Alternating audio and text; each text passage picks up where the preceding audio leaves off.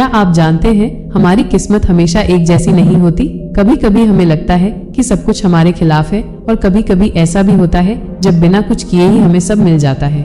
लेकिन क्या सच में ऐसा है? क्या किस्मत सिर्फ हाथों की लकीरों में लिखी होती है या हम खुद अपनी किस्मत बनाते हैं? आज मैं आपको सुनाने जा रहा हूँ एक ऐसी कहानी जो आपको सोचने पर मजबूर कर देगी कि आप जिसे अपनी किस्मत समझते हैं वो असल में क्या है। एक ऐसी कहानी जिसमें दोस्ती है, संघर्ष है और एक ऐसा मोड़ है जो आपके होश उड़ा देगा।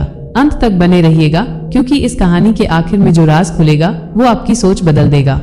ये कहानी है दो बचपन के दोस्तों की, अमन और समीर। दोनों एक ही गांव में पले बढ़े, एक साथ स्कूल गए और हमेशा एक दूसरे के सुख दुख के साथी रहे। लेकिन एक बात जो सब कहते थे वो थी कि अमन की किस्मत हमेशा समीर से अच्छी रही है। अमन जो भी काम शुरू करता उसमें उसे सफलता मिलती, छोटे से छोटे काम में भी उसे फायदा होता। वहीं समीर चाहे जितनी भी मेहनत कर ले उसे हमेशा असफलता ही हाथ लगती। लोग कहते अमन की तो किस्मत बुलंद है, समीर की किस्मत में संघर्ष ही लिखा है। एक बार गांव में एक बड़ी व्यापारिक प्रतियोगिता हुई। इनाम बहुत बड़ा था, एक बड़ी जमीन और ढेर सारा पैसा। अमन और समीर दोनों ने इसमें हिस्सा लिया। अमन ने अपनी सहज बुद्धि से एक नया व्यापार मॉडल पेश किया जिसमें कम लागत में ज्यादा मुनाफा कमाने का तरीका था। वहीं समीर ने अपनी पूरी जान लगाकर एक बहुत ही जटिल और तकनीकी प्लान तैयार किया जिसमें वर्षों की रिसर्च और कड़ी मेहनत लगी थी। प्रतियोगिता का दिन आया।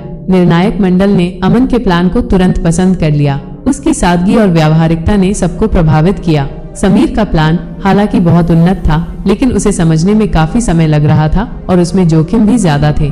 सभी को लगा अमन ही जीतेगा।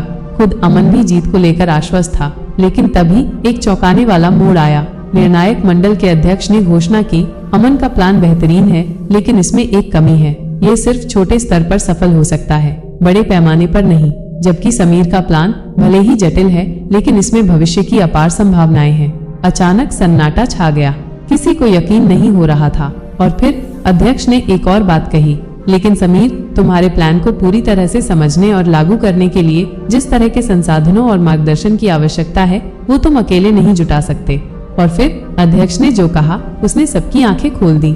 इसलिए हम ये प्रतियोगिता दोनों अमन और समीर को संयुक्त रूप से देते हैं और पुरस्कार के रूप में मिलने वाली जमीन और पैसे के साथ साथ हम अमन को समीर के प्लान को बड़े स्तर पर ले जाने के लिए आवश्यक सभी संसाधन और विशेषज्ञों का मार्गदर्शन भी प्रदान करेंगे।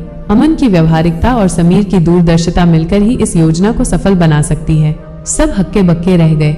अमन की किस्मत ने उसे फिर से जिताया था, लेकिन इस बार उसने समीर को भी अपने साथ सफलता दिलाई। इस कहानी से हमें क्या सीखने को मिलता है?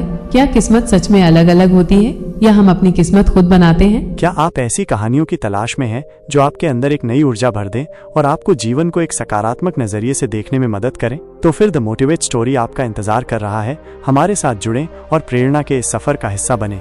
अभी सब्सक्राइब करें और सकारात्मक बदलाव महसूस करें।